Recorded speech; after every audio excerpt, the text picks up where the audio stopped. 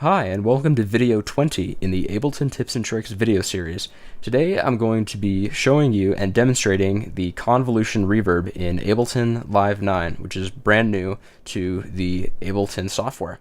What I will mention before starting is if you do not have Max for Live, you will not have access to the Convolution Reverb. So let's get started. On channel 1, I have the stock reverb in Ableton.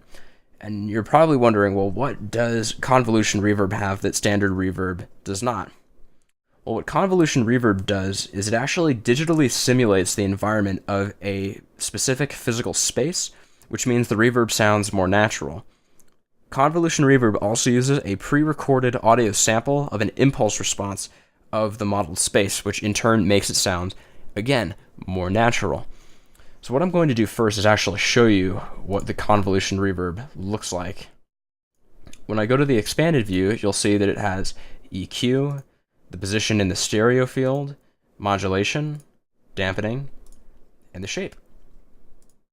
On the right-hand column, you'll see it has width, gain, and dry wet to control the amount of incoming reverb you want to that track specifically. What's also really, really cool about this audio effect is that you get scads of presets, and it's actually one of the few times I recommend using presets on your track. You get things ranging from real places, made for drums, bigger spaces, plates real, which simulates plate reverbs, which are huge. It's great to have them in software. And we have experimental. So I'm not going to run through all of them. What I will show you is that I have a German concert hall loaded in the Convolution Reverb. On channel 1, I have the standard concert hall reverb.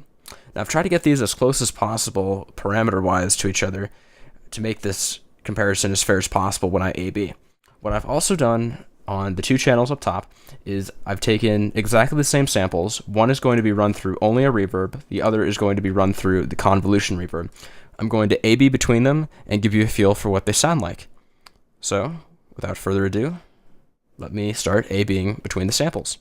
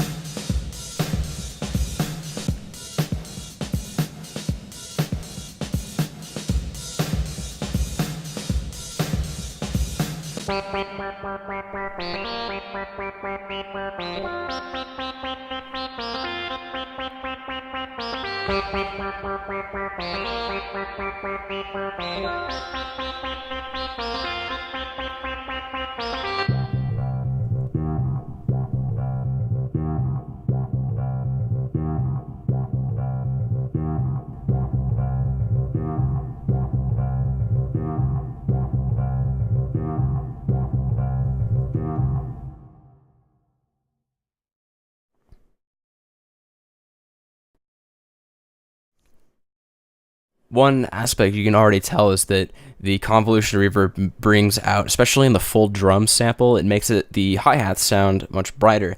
The Convolution Reverb is subjective to whatever type of sound you're working with, drums, bass, synthesizers, anything like that. When you start finding the right preset and you start working with it, that is when it starts getting really, really cool. I don't have time to run through all of them, but what I can say is that once you find the right preset and you start tuning it correctly, that's when it starts making it sound really, really good.